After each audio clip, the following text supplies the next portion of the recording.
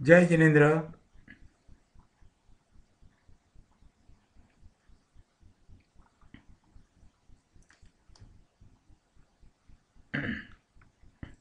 જય જિનેન્દ્ર. આપણે સમયસારનો સ્વાધ્યાય શરૂ કરીએ.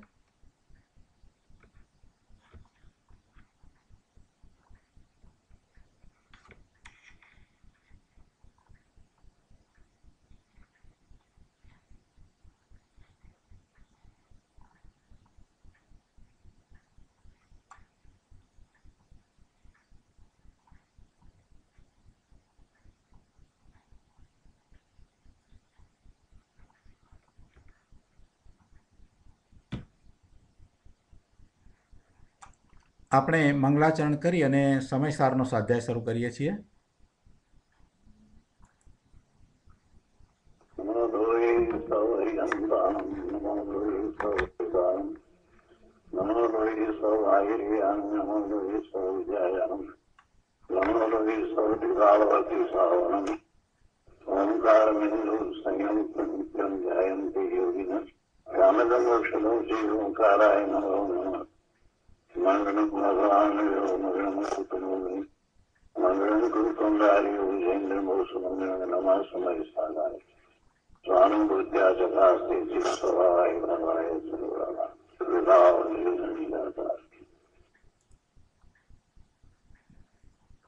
સમયસાર ભગવાન કુંકુંદાચાર્ય રચિત સમયસાર તથા ભગવાન અમૃતચંદ્રાચાર્ય રચિત આત્મખ્યાતિ ટીકા એનો સ્વાધ્યાય કરી રહ્યા છીએ. એમાં પુણ્યપાપ અધિકારમાં ગાથા 153 ચાલે છે. ગાથા 153નો ગાથાર્થ ટીકાર્થ આપણે કર્યા છે, ભાવાર્થ પણ આપણે કર્યા છે, અને એ પછી પૂજ્ય ગુરુદેવના પ્રવચનમાંથી કેટલાક અંશ પણ કર્યા છે. હવે વધુ આગળ ગુરુદેવના પ્રવચનમાંથી અંશોને લઈએ તે પહેલાં સહેજ પુનરાવર્તન કરીએ. ગાથા 153માં એ વાત આવી કે મોક્ષનો હેતુ જ્ઞાન જ છે, બીજું કંઈ નથી. જ્ઞાન જ મોક્ષનો હેતુ છે. અને એ જ્ઞાનના અભાવમાં પોતે અજ્ઞાનરૂપ થાય છે, અને એ વખતે એને વ્રત, નિયમ, શીલ, તપ વગેરે શુભ કાર્યોનો સદ્ભાવ હોય તે છતાં એનો મોક્ષ થતો નથી. અને એનાથી ઉલટું અજ્ઞાન છે તે બંધનો હેતુ છે. કર્મ બંધનોનું કારણ અજ્ઞાન જ છે.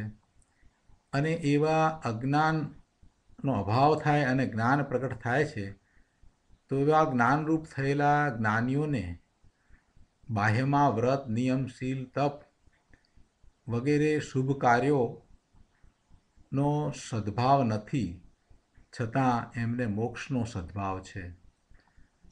આ વાત ગાથા 153માં આવી અને એના ઉપર આપણે ટીકા અને ભાવાર્થ બધું કર્યું છે. ગુરુદેવે પણ એમાં પ્રવચનમાં જે વાત કરી એમાંના કેટલાક અંશ લીધા, અને છેલ્લે એ વાત પણ આપણે લીધી કે કોઈએ એવો પ્રશ્ન કર્યો કે 12મા ગુણસ્થાન સુધી અજ્ઞાન ભાવ તો છે. જ્યારે અજ્ઞાન ભાવ વિશે વાત કરવામાં આવી તો એવો પ્રશ્ન કર્યો, અને એમાં ગુરુદેવે સાચી સમજ આપતા કહ્યું કે એ અજ્ઞાન ભાવ કયો છે જુદી વાત છે. ત્યાં 12મા ગુણસ્થાન સુધી અજ્ઞાન ભાવ એટલે અજ્ઞાન છે એમ નહીં, પણ હજી કેવળ જ્ઞાનની અપેક્ષાએ એ જ્ઞાન પરિપૂર્ણ નથી, એટલે એને એ અપેક્ષાએ અજ્ઞાન ભાવ કયો છે. પણ એમ નથી કે ત્યાં સમ્યક જ્ઞાન નથી, એ વાત તો બિલકુલ નથી. ત્યાં તો સમ્યક જ્ઞાન છે, સમ્યક ચારિત્ર પણ છે. અને એવી દશામાં હજી પૂર્ણ જ્ઞાન, કેવળ જ્ઞાન પ્રાપ્ત નથી થયું, એટલે એ અપેક્ષાએ ત્યાં એમ કહ્યું છે કે 12મા ગુણસ્થાન સુધી અજ્ઞાન ભાવ કયો છે. પણ એ તો જ્ઞાની છે, અને એ જ્ઞાની તો શ્રેણી ચડ્યા છે, એટલે 12મા ગુણસ્થાન સુધી પહોંચનારની તો શું વાત હોય. અહીંયા એ વાત નથી કરવી. અહીંયા તો વાત આખી એ કરવાની છે કે જે જ્ઞાની નથી થયો, એટલે સમ્યક દ્રષ્ટિ નથી થયો, જેને પોતાના સ્વભાવની રુચિ નથી થઈ અને એને આત્મજ્ઞાન કર્યું નથી, એવો એ મિથ્યા દ્રષ્ટિ એ અજ્ઞાન સહિત છે અને એને વ્રત તપ આદિ છે, તો તેથી કંઈ એ વ્રત તપ આદિ શુભ ભાવ છે, શુભ કાર્ય છે, શુભ કર્મ છે, તે મોક્ષનું કારણ થતું નથી. અને એથી ઉલટું એને ભલે શુભ ભાવ નથી, પણ જેની દ્રષ્ટિ પોતાના સ્વરૂપ તરફ થઈ છે અને એને પોતાના સ્વરૂપનું જ જ્ઞાન છે અને એ એવા જ્ઞાન રૂપે પરિણમ્યો છે, તો એ મોક્ષ માર્ગમાં છે અને એ આગળ વધી અને મુક્તિની પ્રાપ્તિ કરી લેશે. આ વાત અહીંયા તો સમજાવવી છે. પ્રવચન રત્નાકર ભાગ 6 એના પાના નંબર 98 પર આગળ વાત કરે છે બીજા પેરેકમાં કે પોતે જ જ્ઞાનરૂપ થયેલા જ્ઞાનીઓને એમ કહ્યું. એનો અર્થ એ છે કે જ્ઞાનીઓ પોતે જ સ્વરૂપની અંતરદ્રષ્ટિ કરી જ્ઞાનરૂપ થાય છે. એટલે કે જે પોતે પોતાના સ્વરૂપની દ્રષ્ટિ કરે છે એ જ્ઞાનરૂપ થાય છે, એ જ્ઞાની છે. જે પોતે પોતાના આત્માનું મહાત્મ્ય લાવીને પોતાનો જે સ્વભાવ છે એ શુદ્ધ સ્વભાવ છે એવી દ્રઢતા કરીને પોતાના સ્વરૂપ તરફ જે વળે છે એ આત્મજ્ઞાની છે. બીજી રીતે કહીએ તો એમ કહેવાય કે જેને સર્વજ્ઞ ભગવાનની શ્રદ્ધા થઈ છે, જેને સર્વજ્ઞ ભગવાનની વાતમાં વિશ્વાસ બેઠો છે, એ સર્વજ્ઞ ભગવાનની પેઠે પોતે પણ પોતાના સ્વરૂપનો અનુભવ કરી અને એમાં જે લીનતાનો પુરુષાર્થ કરે છે એ આત્મજ્ઞાની છે. પરંતુ માત્ર એવા સર્વજ્ઞ ભગવાનની સ્તુતિ કરે છે, એમની ભક્તિ કરે છે અને પોતાના સ્વરૂપમાં જતો નથી, પોતાના સ્વરૂપનો અનુભવ નથી, તો એ ગમે તેવા શુભભાવમાં હોય તો પણ એ જ્ઞાની નથી. અને શુભભાવમાં રહ્યો છે તો એને પુણ્યનો બંધ થાય છે અને પુણ્યના બંધને લીધે એને ભવના ભ્રમણ થશે, એને ગતિ થશે, એ મોક્ષ માર્ગમાં નથી. એટલે અહીંયા વાત કરે છે કે પોતે જ જ્ઞાનરૂપ થયેલા જ્ઞાનીઓને એમ કહ્યું. એનો અર્થ એ છે કે જ્ઞાનીઓ પોતે જ સ્વરૂપની અંતરદ્રષ્ટિ કરી જ્ઞાનરૂપ થયા છે, કોઈ બીજી રીતે થતા નથી. કોઈ પણ જ્ઞાની છે એ પોતે પોતાના સ્વરૂપમાં જઈને જ્ઞાનરૂપ થાય છે. આત્માનું જ્ઞાન છે એ જ્ઞાની છે. આ બહારના જ્ઞાન બધા મેડિકલના, એન્જિનિયરિંગના કે બિઝનેસના જ્ઞાન છે એ કંઈ જ્ઞાન નથી, એ બધું માહિતી છે. જ્ઞાન તો આત્માનું જ્ઞાન તે જ્ઞાન છે. કૃપાળુદેવે પણ કહ્યું છે ને કે જેણે આત્માને જાણ્યો તેણે સર્વ જાણ્યું. એક આત્માને જાણ્યો એણે સર્વ જાણ્યું. એટલે ભગવાન આત્માનું જેને અનુભવ સહિત જ્ઞાન છે એ જ જ્ઞાની છે. અને એવો જ્ઞાની થાય છે કઈ રીતે? કોઈ રાગ કે નિમિત્તથી એ જ્ઞાનરૂપ થાય છે એમ નથી. જ્ઞાનીઓ પોતે જ જ્ઞાન આનંદ સ્વરૂપમાં તદ્રૂપ થઈ જ્ઞાનરૂપ થાય એટલે પરિણમે. જો આત્માનો સ્વભાવ જ્ઞાન સ્વભાવ છે, કેમ કે જ્ઞાન ગુણ છે, પણ જ્ઞાન ગુણ છે એટલું જ નહીં, પણ જ્ઞાન ગુણનું પરિણમન છે. અને જ્ઞાન ગુણનું પરિણમન છે તો તેવા જ્ઞાન ગુણના પરિણમન રૂપે પોતે થઈ જાય છે તો એ જ્ઞાની કહેવાય છે. જ્ઞાનીઓ પોતે જ જ્ઞાન આનંદ સ્વરૂપમાં તદ્રૂપ થઈ જ્ઞાન રૂપ થાય છે, પરિણમે છે. જ્ઞાન આનંદ જે ગુણ છે એનું પરિણમન છે અને એ પરિણમન રૂપે પોતે થઈ જાય છે, તદ્રૂપ થાય છે. જ્ઞાન આનંદ રૂપ તદ્રૂપ થાય છે એટલે પોતે એવો પરિણમે છે તો એ જ્ઞાની થાય છે. એટલે જ્ઞાની થાય છે તે સ્વયં જ્ઞાની થાય છે, એમાં એને કોઈની અપેક્ષા નથી. એ પોતે પોતાના સ્વભાવનું લક્ષ્ય કરીને પોતાનો જે શુદ્ધ નિર્મળ સ્વભાવ છે એનું લક્ષ્ય કરીને એ જ્ઞાન રૂપે પરિણમે છે. એવા જ્ઞાનીઓને બાહ્યમાં વ્રત, નિયમ, શીલ, તપ વગેરે શુભ કર્મો હોય કે ન હોય એથી કોઈ ફેર પડતો નથી. બીજી રીતે કહીએ તો એવા જ્ઞાની છે એ જ્યારે પોતે પોતાના સ્વરૂપનું લક્ષ્ય કરીને રહ્યા છે, પોતે નિર્વિકલ્પ ધ્યાનમાં પોતાના સ્વરૂપમાં રહ્યા છે, તો એ વખતે એમનું લક્ષ્ય એવા બાહ્ય વ્રત નિયમ શીલ તપ તરફ તો હોતું જ નથી. એની એમને સભાનતા હોતી નથી. સહજ રીતે એવા વ્રત નિયમ શીલ તપ હોય છે, સાથે એવા હોય છે તો હોય છે, પણ એ હોય છે એથી કરીને એ પોતે પોતાના સ્વરૂપમાં ગયા છે એમ નહીં. પોતે પોતાના પુરુષાર્થ દ્વારા સ્વરૂપમાં ગયા છે અને એ પુરુષાર્થ સ્વના લક્ષ્ય એટલે આત્માના લક્ષ્ય થયો છે. એ બાહ્યમાં શરીરના લક્ષ્ય કે પરના લક્ષ્ય નથી થતો. આ વ્રત નિયમ શીલ તપ છે એ તો બાહ્યમાં પર લક્ષ્ય થઈ રહ્યું છે. એ બધા શુભ કામ છે, શુભ કાર્યો છે, અને એવા શુભ કર્મોના અભાવમાં પણ જ્ઞાનીને મોક્ષનો સદ્ભાવ હોય છે. અહીં જ્ઞાનીઓના પ્રસંગમાં બાહ્ય વ્રત આદિ કયા અને પહેલાં અજ્ઞાનીઓના પ્રસંગમાં અંતરંગ વ્રત આદિ કયા. એમ કેમ કહ્યું? કારણ એમ છે કે અજ્ઞાની વ્રત આદિ શુભ કર્મોને જ પોતાનું અંતરંગ સ્વરૂપ માને છે. અજ્ઞાની છે એ આ શુભ કર્મો છે એને જ પોતાનું અંતરંગ સ્વરૂપ માની અને તેનું એટલે કે એવા ક્રિયાકાંડનું આચરણ કરે છે. એવી રીતે એ પ્રવૃત્ત થાય છે. જેવા શુભ ભાવ છે એની સાથે આચરણમાં પણ એમ જ છે. જ્યારે જ્ઞાની તે સર્વ શુભ કર્મો પોતાના સ્વરૂપથી જુદા છે, બાહ્ય છે, પોતે એનાથી તદ્દન ભિન્ન ભગવાન આત્મા છે એવા ભેદ જ્ઞાન સહિત વર્તે છે, એમ શ્રદ્ધે છે, એમ માને છે, અને પોતાના જ્ઞાન સ્વભાવી આત્મામાં અનાકૂળ આનંદ અને જ્ઞાનનો સાગર અંદર પરમેશ્વર સ્વરૂપે પોતે બિરાજી રહ્યો છે તેનું એને જ્ઞાન છે અને એવા જ્ઞાન સહિત એ પરિણમે છે.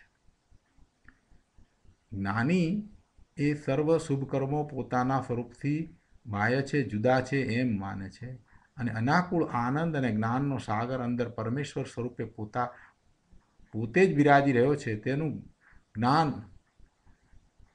નહીં હોવાથી અજ્ઞાની વ્રત નિયમ શીલ તપ વગેરેને મોક્ષનું કારણ જાણે છે અને સેવે છે.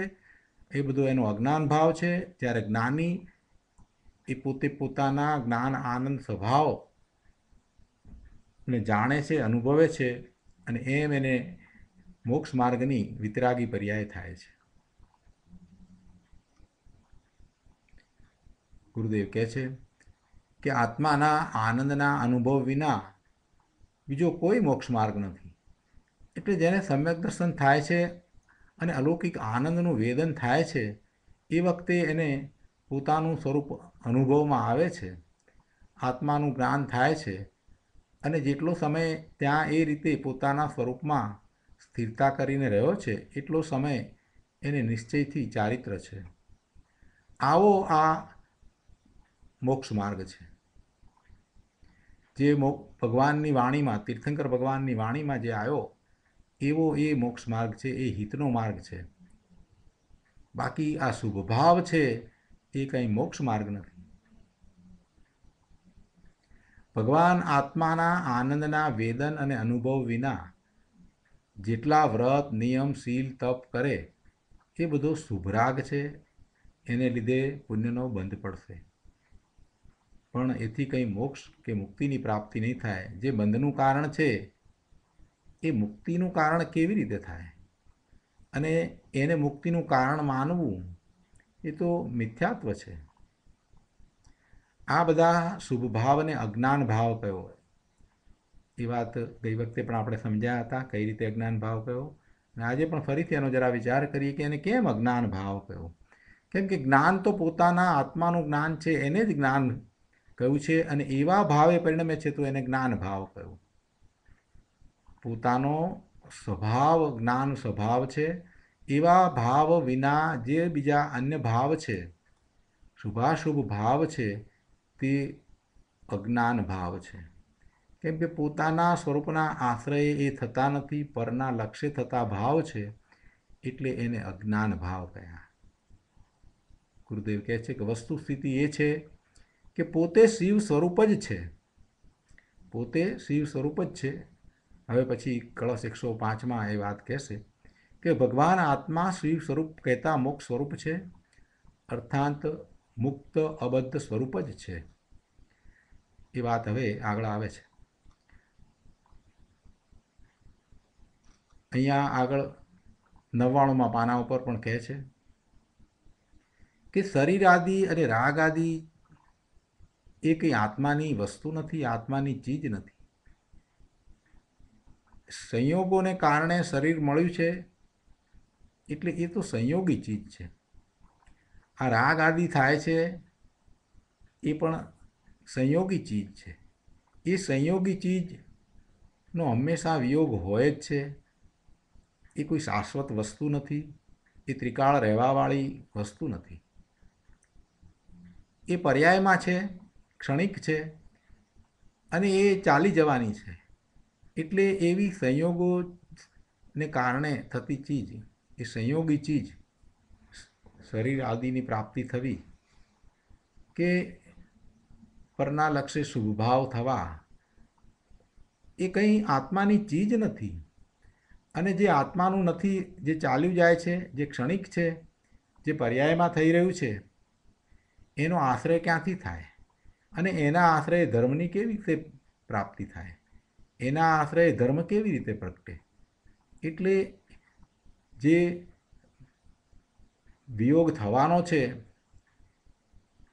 એમાં રાચી રહેવા કરતાં જે પોતાનું છે, જેનો ક્યારેય વિયોગ થતો નથી, એવું પોતાનું શુદ્ધ નિર્મળ સ્વરૂપ, જ્ઞાન સ્વરૂપ, આનંદ સ્વરૂપ, એનું લક્ષ્ય કરી અને એનો અનુભવ કરવો, એમાં લીનતા કરવી, એમાં સ્થિરતાનો પુરુષાર્થ કરવો.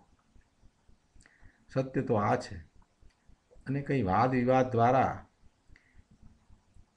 એ પ્રાપ્ત કરી શકાય એવી વસ્તુ નથી. ભગવાન આત્મા તો અસંયોગી છે. અસંયોગી એવા આ તારા પરમાત્મા સ્વરૂપના અંતરંગમાં શ્રદ્ધા જ્ઞાન કરીને અંદર ઠરવું એ છે. 3 કાળ 3 લોકમાં સર્વજ્ઞ દેવોએ પોકાર કરીને આ કહ્યું છે, ભગવાન તું એનું શ્રદ્ધાન કરીને એનો પક્ષ તો કર. ગુરુદેવ કહે છે કે ભાઈ એકવાર એનો શ્રદ્ધાન કર, યથાર્થ શ્રદ્ધાન કરી અને એની પ્રાપ્તિનો ઉપાય કર. જે સંયોગી ભાવ છે એ તો જવાના જ છે. ગાથા 69-70માં પણ એ વાત આવી છે કે શુભાશુભ ભાવ એ સંયોગી ભાવ છે. એ કંઈ સ્વભાવ નથી, પોતાનો ભાવ નથી, પોતાના ગુણને કારણે થતો ભાવ નથી. શુભ કે અશુભ ભાવ થાય એમાં આત્માનો કોઈ ગુણ કામ કરતો નથી. આટલી વાત જો સમજાઈ જાય તો એને શુભ અને અશુભ ભાવ બંને તરફથી રુચિ છૂટી જશે. શુભ ભાવ કે અશુભ ભાવ બેમાંથી કોઈ પણ ભાવ એ આત્માનો ભાવ નથી. એ રખડવાનો ભાવ છે, એ બહારમાં રહેવાનો ભાવ છે. શુભ ભાવ સારો છે અને અશુભ ભાવ ખરાબ છે એમ કહેવા કરતાં શુભ અને અશુભ ભાવ બંને બંધનું કારણ છે. એથી વિપરીત શુદ્ધ ભાવ છે તે જ મુક્તિનું કારણ છે. આવો દ્રઢ નિર્ણય કરી અને હું કેમ શુદ્ધ ભાવમાં પ્રવર્તું એનો જ વિચાર આખો દિવસ કરવો જોઈએ. કેમ કરીને હું શુદ્ધ ભાવમાં જાઉં, કેમ કરીને શુદ્ધ ભાવમાં જાઉં, એવા વિચાર, એવા મનોમંથન, એવા ચિંતનમાં એ જેટલો સમય ગાળે છે એ બધો શુભ ભાવ છે. એ બધો શુભ ભાવ છે. જો શાસ્ત્રનો અભ્યાસ કરવો અને એમાં જ્યાં જ્યાં આત્મા આવે ત્યાં પોતાની જાતને મૂકી અને વિચાર કરવો કે આ બધું મારા વિશે કહેવાય છે, હું ભગવાન આત્મા છું, હું સિદ્ધ સમાન છું, મને આ ન શોભે, એવો વિચાર કરી અને પરનું લક્ષ્ય છોડવું, પરનું કર્તૃત્વ પણ છોડવું, એ જ સાચો પુરુષાર્થ છે. બીજો કોઈ પુરુષાર્થ નથી. પુરુષાર્થની વ્યાખ્યા આપણે શું કરી છે? સત્યનો સ્વીકાર, તેનું નામ પુરુષાર્થ. સત્યનો સ્વીકાર કઈ રીતે થાય? તો કે 6 દ્રવ્યની વાત ભગવાને જે રીતે કરી છે એ જ રીતે આપણે એને સ્વીકારવી. 6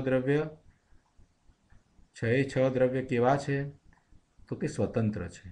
6 દ્રવ્યનું પરિણમન સ્વતંત્ર છે. એક દ્રવ્ય બીજા દ્રવ્યનું કાર્ય કરતું નથી. એક દ્રવ્ય બીજા દ્રવ્યની પર્યાયને કરતું નથી. એક દ્રવ્ય બીજા દ્રવ્યને સ્પર્શતું નથી.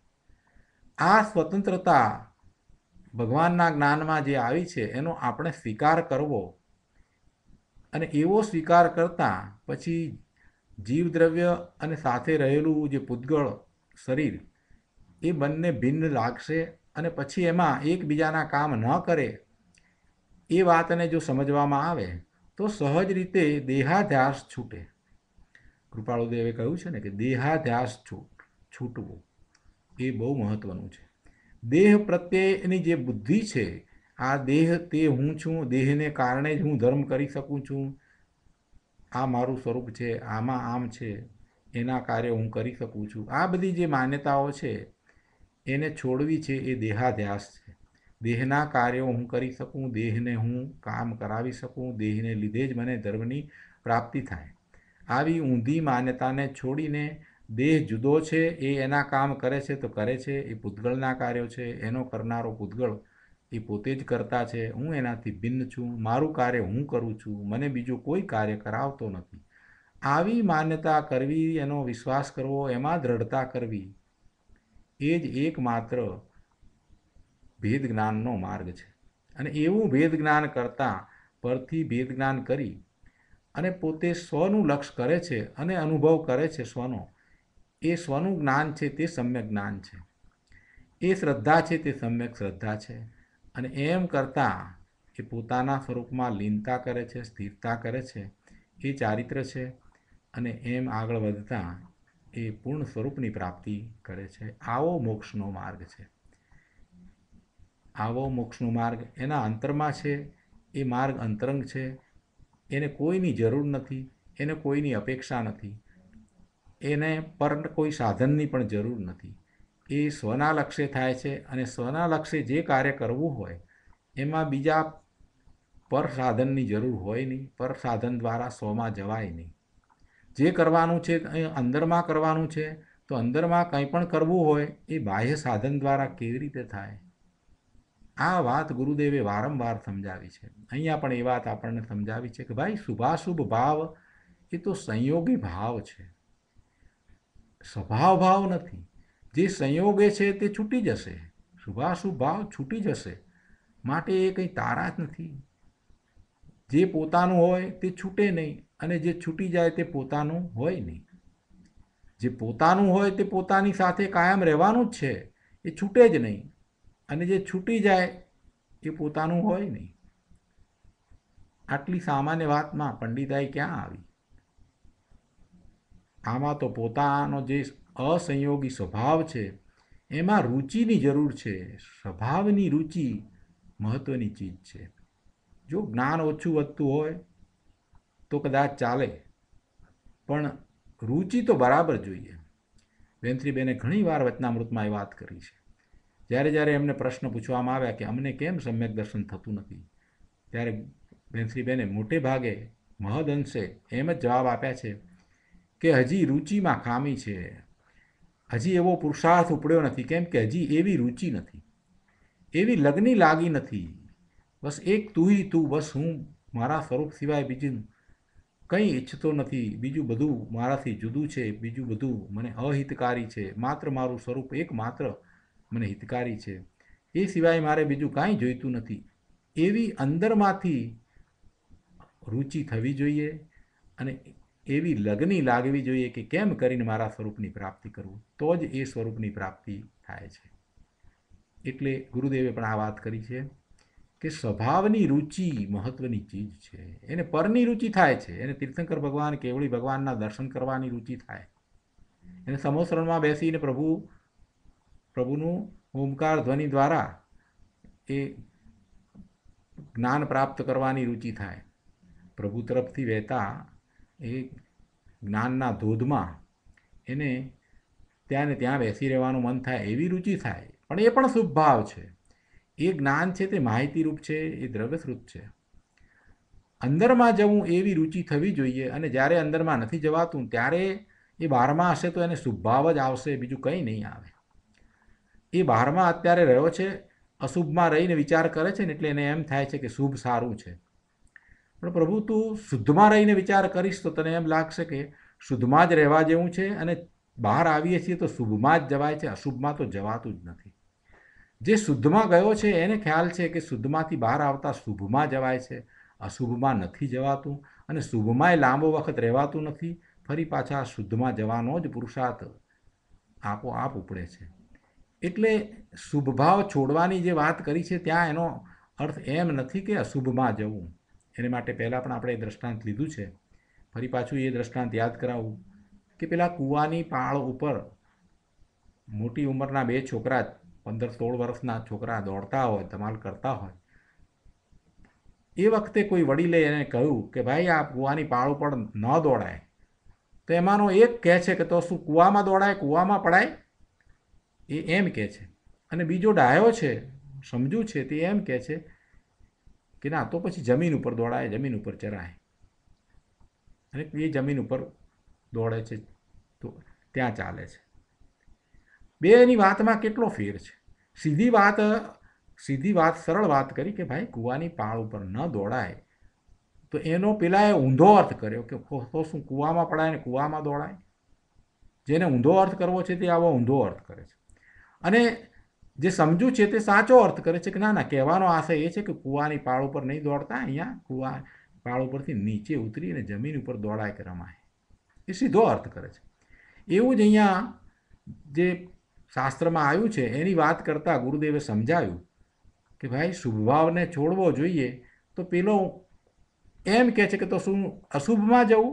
શુભને છોડીશું તો તમે અશુભમાં જઈશું. એને એમ કેમ વિકલ્પ આવ્યો અશુભમાં જવાનો? એને એમ કેમ વિકલ્પ ના આવ્યો કે શુભને છોડીને શુદ્ધમાં જવાય છે? એવો કેમ વિકલ્પ ના આવ્યો? પેલા ડાયા છોકરાની જેમ એને કેમ વિકલ્પ એવો ના આવ્યો કે શુભને છોડીને શુદ્ધમાં જવાય? એવો વિકલ્પ આવવો જોઈતો હતો ને.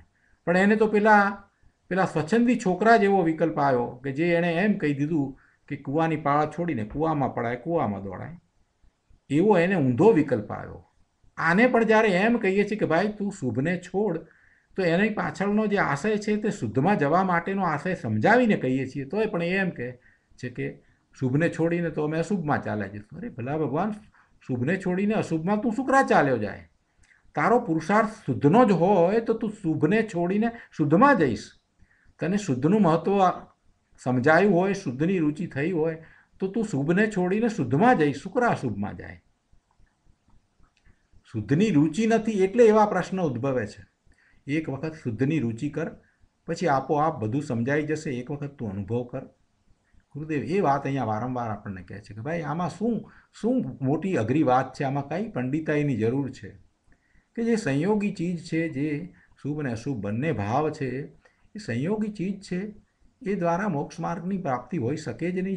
જે છૂટી જવાનું છે એ પોતાનું હોય નહીં, એ પોતાનું હોઈ શકે નહીં. એટલે એવા શુભ અને અશુભ બંને ભાવને છોડીને શુદ્ધ ભાવમાં જવું એ જ એકમાત્ર કર્તવ્ય છે. આગળ અહીંયા કહે છે કે અજ્ઞાનના અભાવમાં, અર્થાત વ્રત આદિ રાગની ક્રિયાના અભાવમાં જ્ઞાનીઓને ચિદાનંદ સ્વરૂપ ભગવાન આત્માના આશ્રયે પ્રગટ થયેલી જ્ઞાનની ક્રિયા બાહ્ય વ્રત આદિ શુભ કર્મોનો અસદભાવ હોવા છતાં, અજ્ઞાનનો અભાવ છે એટલે જ્ઞાની છે, અને આ બધી ક્રિયા છે એ પણ નથી. આ ક્રિયા પણ નથી, શુભ કર્મો પણ નથી, પણ છે શું? તો કે જ્ઞાન માત્ર છે. તો પણ એમને મોક્ષનું કારણ છે. જ્ઞાની વ્રત આદિના વિકલ્પથી ભિન્ન પડીને અંદર જ્ઞાન આનંદ સ્વરૂપમાં ઠર્યો છે. તેથી વ્રત આદિના શુભ કર્મોથી રહિત હોવા છતાં, વ્રત આદિના શુભ કાર્યો, શુભ પ્રવૃત્તિથી રહિત હોવા છતાં તે મોક્ષ માર્ગમાં સ્થિત છે. આ વાત નથી હજી સમજાતી. ઘણા લોકોને એમાં મુશ્કેલી પડે છે કે આ બધું વ્રત આદિ વિના એ કેવી રીતે મોક્ષ માર્ગમાં હોય? પ્રભુ એમ જ છે. એ શ્રેણી ચડે છે ત્યારે શું હોય છે? પોતે પોતાના સ્વરૂપમાં છે, બીજે ક્યાંય નથી. એ કોઈ વ્રત આદિના વિકલ્પમાં નથી. વિકલ્પથી રહિત થયો છે ત્યારે તો સ્વરૂપમાં ગયો છે. જ્યાં સુધી એ શુભ કાર્યમાં, શુભ ક્રિયામાં, શુભ પ્રવૃત્તિમાં, શુભ ભાવમાં રહ્યો છે ત્યાં સુધી એ વિકલ્પ સહિત છે.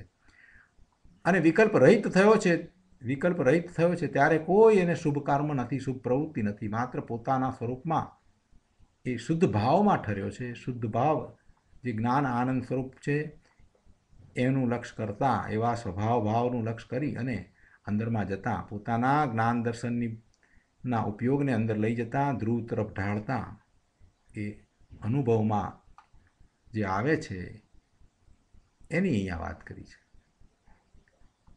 એટલે એવા જ્ઞાન આનંદ સ્વરૂપમાં જે ઠર્યો છે એ ભલે વ્રત આદિના શુભ કર્મોથી રહિત છે તો પણ એ મોક્ષ માર્ગમાં સ્થિત છે. જ્યારે અજ્ઞાની વ્રત આદિ શુભરાગના વિકલ્પથી ભિન્ન પડીને અંદર સ્વરૂપમાં જતો જ નથી, સ્વરૂપની દ્રષ્ટિ જ કરતો નથી, એને ક્યાંથી મોક્ષ માર્ગની પ્રાપ્તિ થાય? એ તો વ્રત આદિના શુભરાગમાં છે અને રાગની ક્રિયા અને એની સાથે રહેલો ભાવ આ બધું એ સંયોગી વસ્તુ છે, એ છૂટી જાય એવું છે, એ બંધનું કારણ છે, એમાં મોક્ષનો અભાવ છે. ભગવાન આત્મા જ્ઞાન અને આનંદના અપરિમિત સ્વભાવથી ભરેલું શુદ્ધ ચૈતન્ય તત્વ છે. બસ આટલી વાતનું એને રટણ કરવાની જરૂર છે કે હું ભગવાન આત્મા છું, જ્ઞાન અને આનંદનો અપરિમિત સ્વભાવ છું. હું કહેતા એને ભગવાન આત્મા યાદ આવવો જોઈએ. હું એટલે ભગવાન આત્મા છું. અને અહીંયા તો એ વાત કરી છે કે પરિણમન, અહીંયા તો એ વાત લીધી છે ગુરુદેવે પરિણમનની, કે કુટસ્થ નથી. આ આત્મા છે તે કુટસ્થ નથી.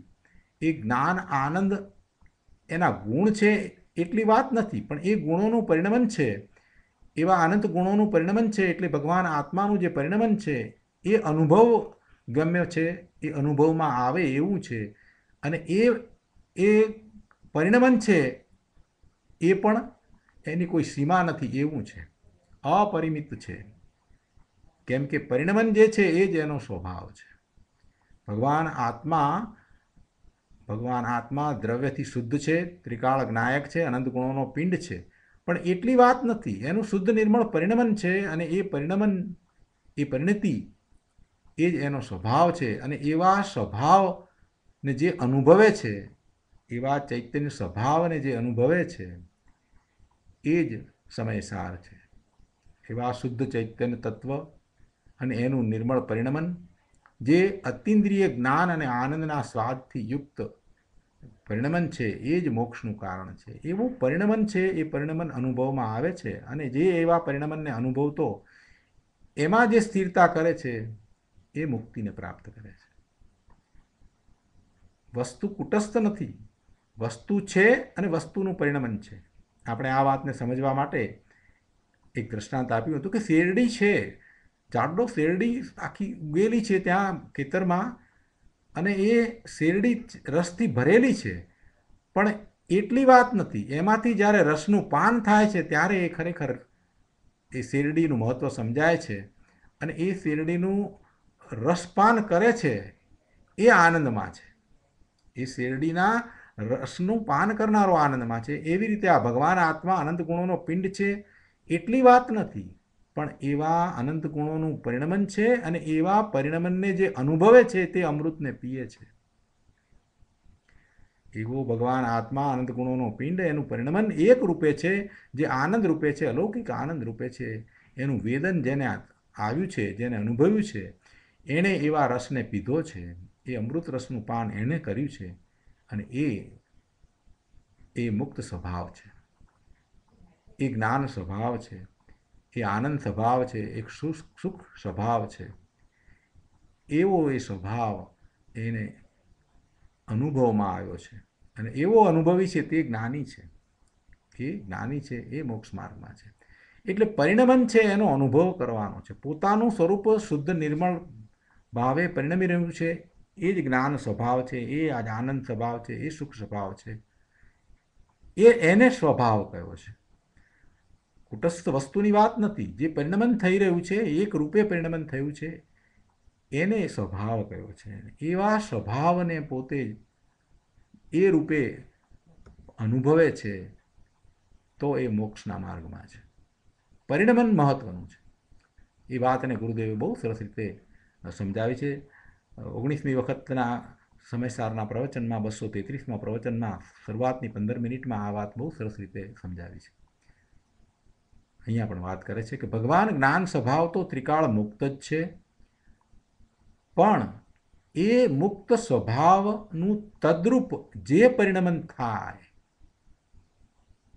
તે પણ અબંધ કહેતા બંધના ભાવ વિનાનું છે. જ્ઞાનીને શુભ ભાવ હોય ખરો, પણ એને જે શુદ્ધનું પરિણમન છે તેમાં શુભનો અભાવ છે. જ્ઞાનીને શુભ ભાવ હોય પણ એને જે શુદ્ધનું પરિણમન છે એ પરિણમનમાં એને શુભનો અભાવ છે, અને તે શુદ્ધનું પરિણમન જ એને મોક્ષનું કારણ છે. એ પરિણમન થઈ રહ્યું છે એને એ અનુભવે છે એટલે એનું પરિણમન એ થયું. પોતે પોતાના સ્વભાવ ભાવે થઈ જાય છે. નિર્વિકલ્પ ધ્યાનની દશામાં પોતે પોતાનો જેવો સ્વભાવ છે એવા સ્વભાવ ભાવે પોતે પરિણમી જાય છે. આ પરિણમન મહત્વનું છે. આ પરિણમન મહત્વનું છે. આ પરિણમન મોક્ષનો માર્ગ છે.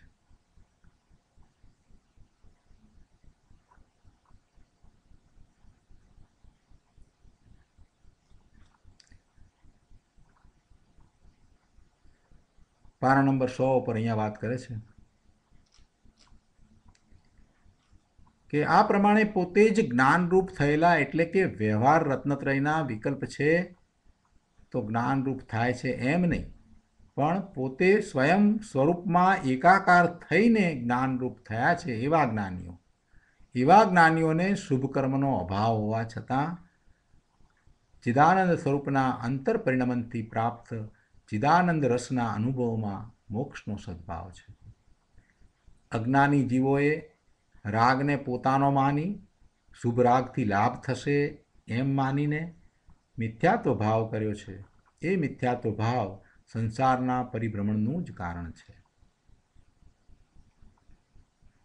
ભાવાર્થ ઉપરના પ્રવચનમાં અહીંયા કહે છે કે જ્ઞાનરૂપ પરિણમન જ મોક્ષનું કારણ છે. એટલે શું કે ભગવાન આત્મા ત્રિકાળી જ્ઞાન સ્વરૂપ પ્રજ્ઞા બ્રહ્મ સ્વરૂપ છે. પ્રજ્ઞા બ્રહ્મ સ્વરૂપ છે. જ્ઞાન સ્વરૂપ પ્રજ્ઞા બ્રહ્મ સ્વરૂપ છે. એનું જે નિર્મળ સ્વભાવ પરિણમન તે મોક્ષનું કારણ છે. જો પરિણમનને મોક્ષનું કારણ કહ્યું છે, અનંત ગુણ છે અને એ અનંત ગુણનું જે પરિણમન છે એ પરિણમન ત્રિકાળ એવું ને એવું જ છે. એ ગમે તે પર્યાયમાં જાય તો પણ એ પરિણમન બદલાતું નથી. ભગવાન આત્મા ત્રિકાળી જ્ઞાન સ્વરૂપ પ્રજ્ઞા બ્રહ્મ સ્વરૂપ છે.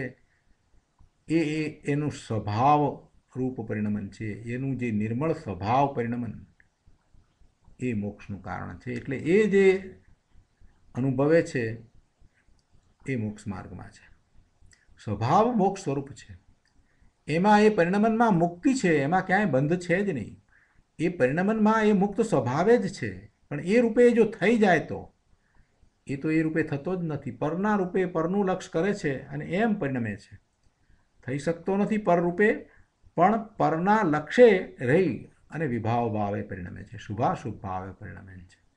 એટલે અહીંયા કહ્યું છે કે ભાઈ એવું પરના લક્ષ્ય થતું શુભાશુભ ભાવરૂપ પરિણમનને છોડીને તું અંદર દ્રષ્ટિ કરી અને તારું જેવું સાચું પરિણમન શુદ્ધ નિર્મળ પરિણમન થઈ રહ્યું છે એ રૂપે તું પરિણમી જા. ત્યાં પછી દ્વૈત રહે નહીં, કોઈ દ્વૈત રહે નહીં. પોતે અને જેને અનુભવે છે તે બે વચ્ચે કોઈ દ્વૈત રહેતો નથી, ગુણગુણીનો ભેદ રહેતો નથી. અને અનુભવ કરનારી પર્યાય અને જેનો અનુભવ થાય છે એ બે વચ્ચે પણ કોઈ દ્વૈત રહેતો નથી, બેપણું રહેતું નથી. એવો એક રૂપ પરિણમી જાય તો એ પોતે જ મુક્ત છે. એથી બીજું કંઈ મોક્ષનું કારણ નથી કે બીજું મુક્ત સ્વરૂપ નથી. એ જ મુક્ત સ્વરૂપ છે, એ જ મુક્ત પરિણમન છે.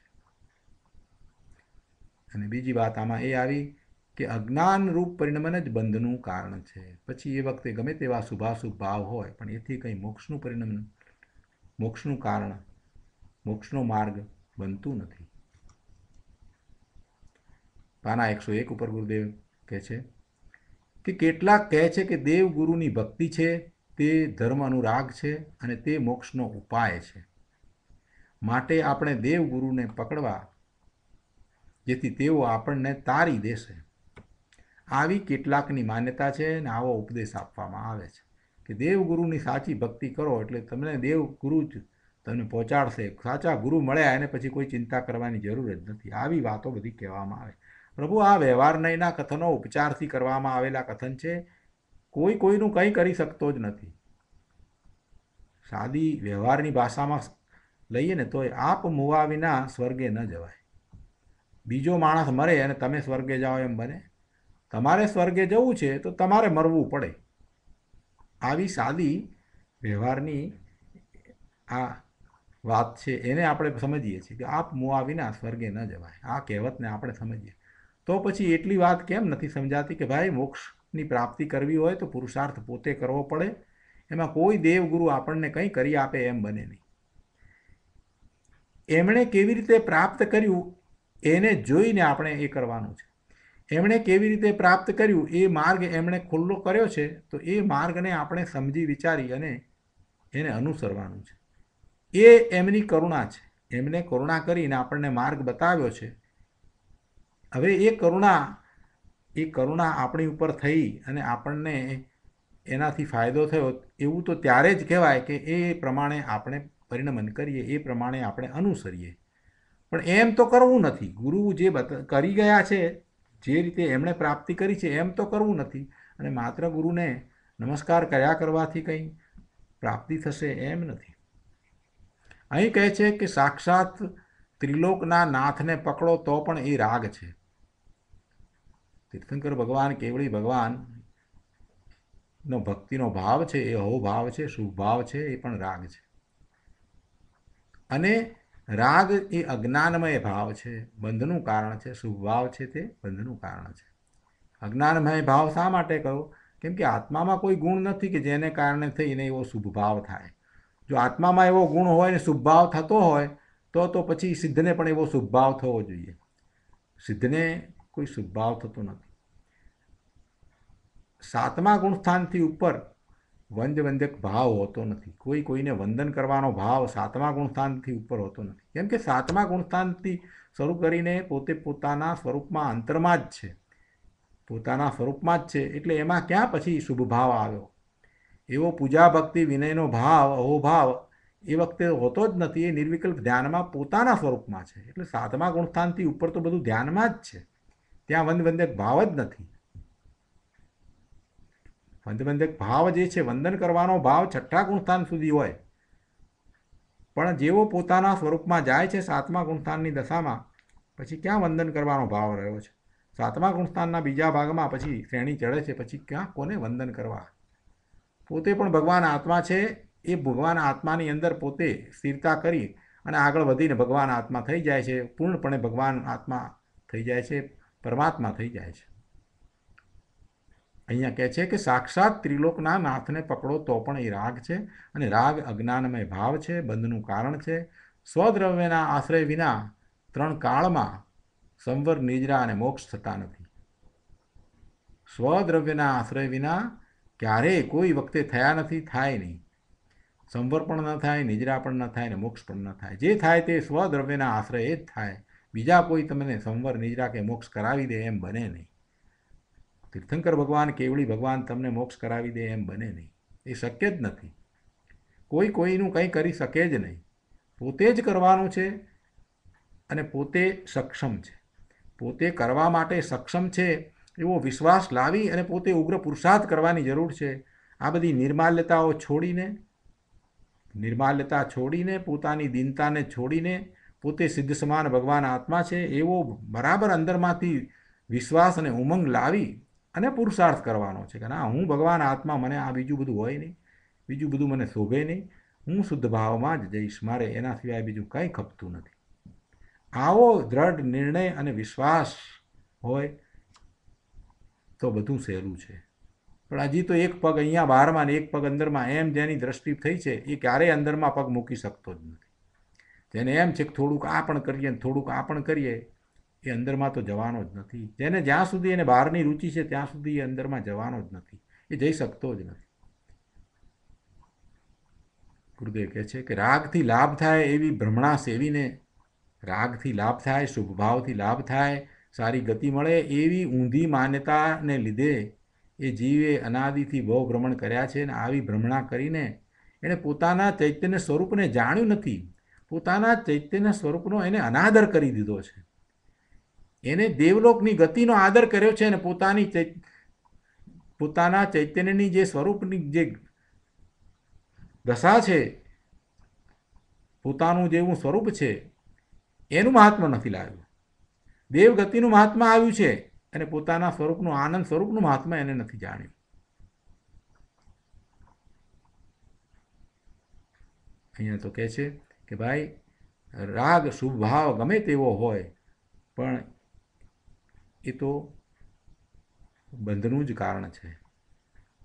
અને એટલે સુધી વાત કરી કે જેને પોતાના સ્વરૂપમાં જવું છે એને તો સૂક્ષ્મ રાગ, ગુણ ગુણીનો ભેદ, એવો રાગ, એવો સૂક્ષ્મ વિકલ્પ હોય તો પણ એ શુભ ભાવ થાય છે, આશ્રવનું કારણ અને બંધનું કારણ છે.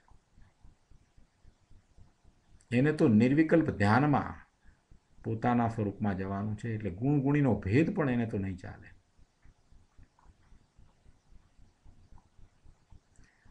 પરમાત્મા પ્રકાશમાં આવે છે કે નિશ્ચયના બે ભેદ છે.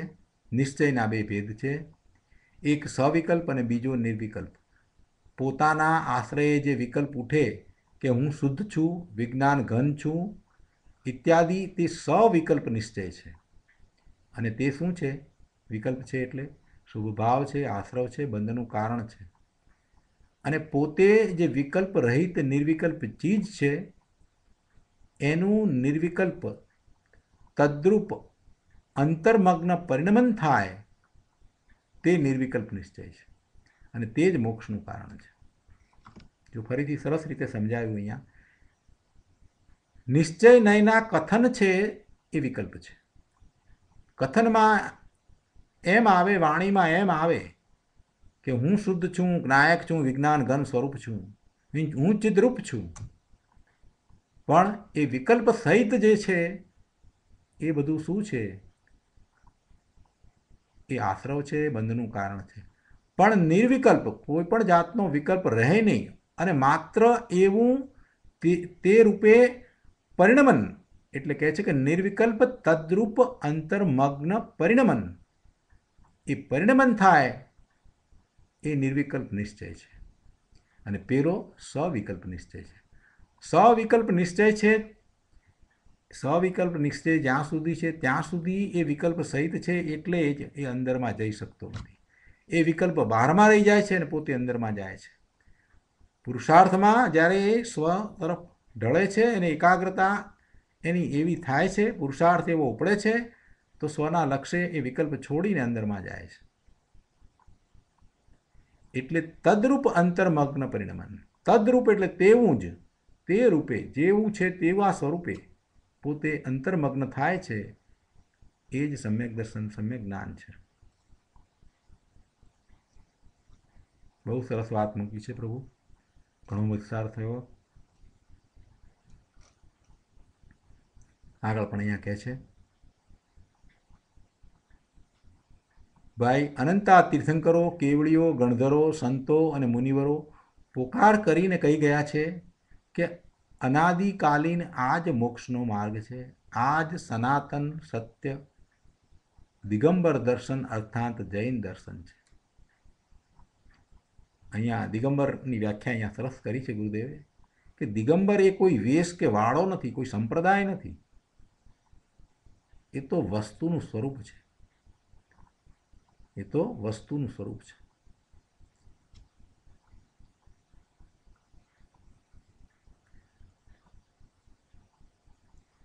દિગંબરત્વ એ કોઈ અદ્ભુત અલૌકિક ચીજ છે. વિતરાગતા કહો કે દિગંબરત્વ કહો, બંને એક જ છે.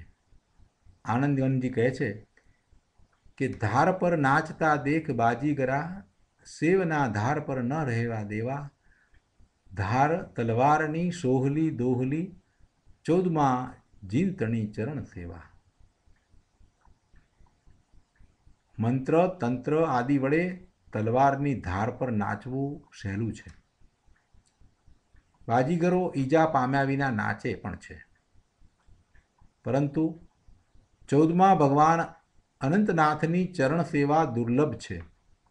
ચરણ સેવા દુર્લભ છે એટલે શું? અનંતનાથ ભગવાનની ચરણ સેવા દુર્લભ છે એટલે કે અનંત જ્ઞાન, દર્શન અને આનંદનો નાથ જે ભગવાન આત્મા છે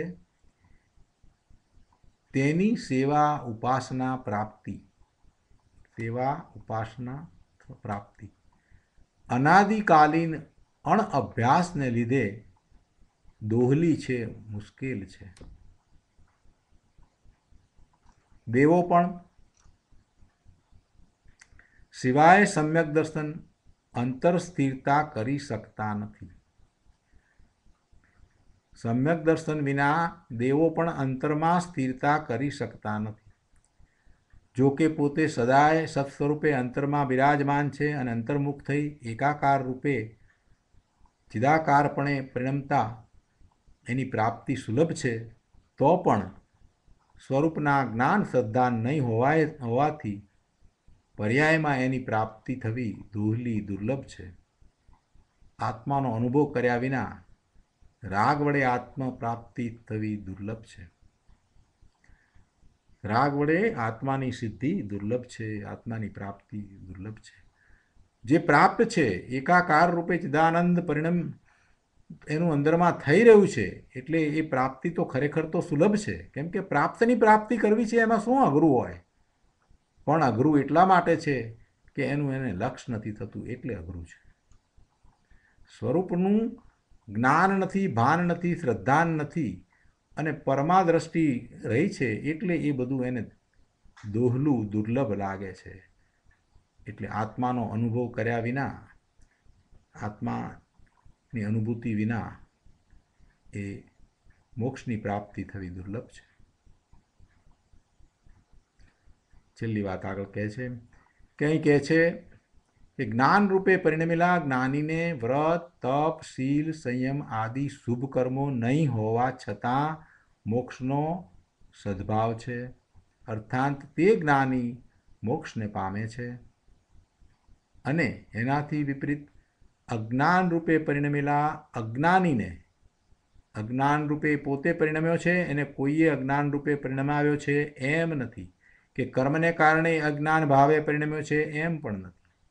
એ પોતે જ પોતાના પુરુષાર્થની નબળાઈને કારણે, વિપરીત પુરુષાર્થને કારણે, પ્રમાદને કારણે એ અજ્ઞાન ભાવે પરિણમ્યો છે.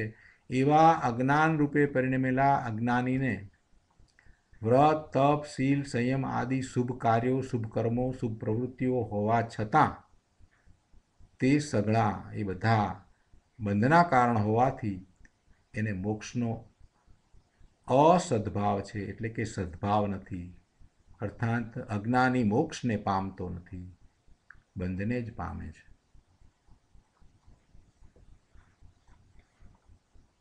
તો આજનો સ્વાધ્યાય આપણે અહીંયા સુધી રાખીએ.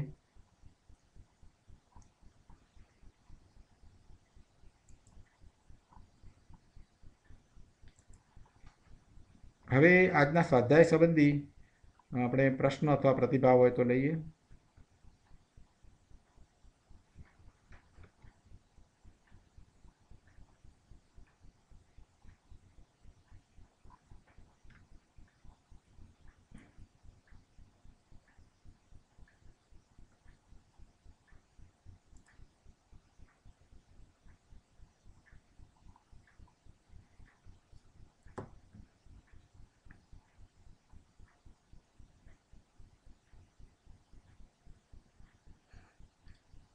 હા, બોલો પ્રભુ.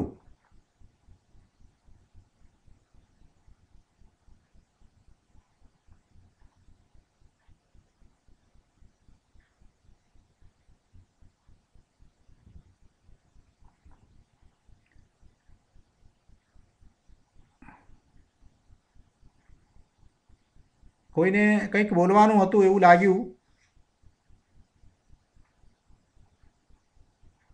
સિસ્ટમમાંથી બહુ અવાજ આવે છે. હા,